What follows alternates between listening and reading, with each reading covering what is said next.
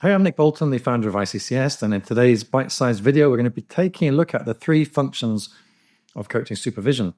Now, it's quite surprising in some ways that coaching supervision is still misunderstood as a discipline, and a lot of people think of it as an authoritative kind of space where you're told how to do things right and to be overseen and given guidance as though you're some sort of junior practitioner.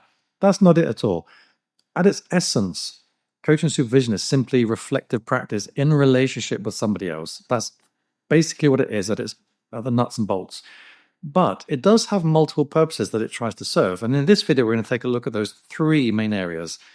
Now, they're very, very neatly broken down by Inskipp and Proctor in a book, or in a paper rather, in which they talk about the 3 functions of supervision. Now, in their case, they were talking about therapeutic supervision, clinical supervision, but actually it applies equally to coaching supervision. So it's become rather normal to talk about these 3 functions, although there are other versions of this.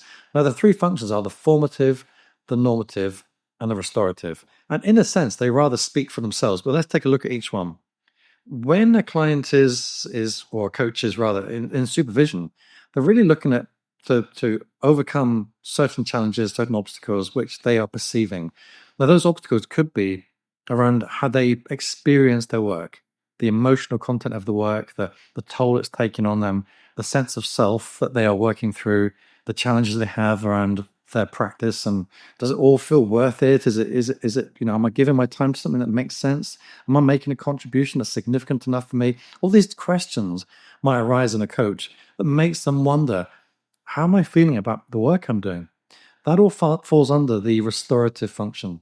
The restorative function is simply allowing a coach to come back to themselves in some way, allowing them to explore what is going on emotionally for them, which might feel like it's hindering their progress or damaging their sense of wellness as a coach.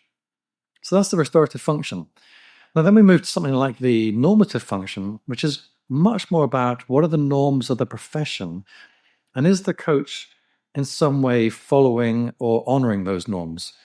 If the coach is very deliberately breaking ethical practice or even unknowingly breaking ethical practice, it's a conversation for the supervisor to bring up. We can recognize these are the norms. We can also recognize you're not following them. What's happening for you and what do you want to do about it? This is not, however, about the supervisor saying, you must do this. There really is no position of authority in this profession where the coaching supervisor has that power. There can be within mentoring, where it's a case of, hey, you won't pass the course. There can be in clinical supervision, but not so much in coaching supervision, where really the authority is given to the supervisor to provide a framework of thinking. That's all. But what we are responsible for as supervisors is making sure we do bring those things up. I've noticed this is going on, and it feels contrary to the ethics of your work or your profession or your particular credentialing body or whatever it might be. Let's explore that. So that's the normative function.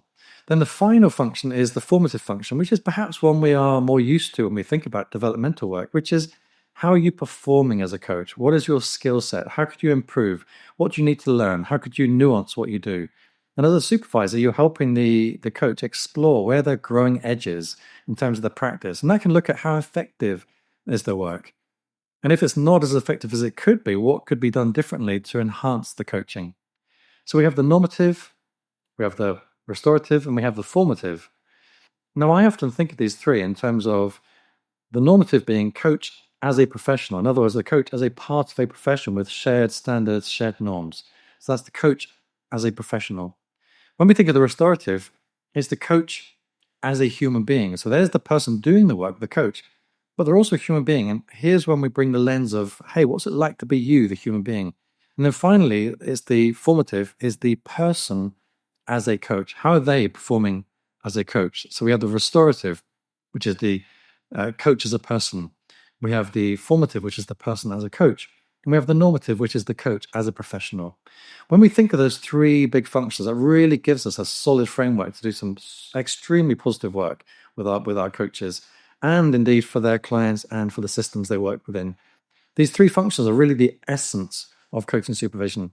And when a supervisor understands these 3 areas, the work will be extremely powerful.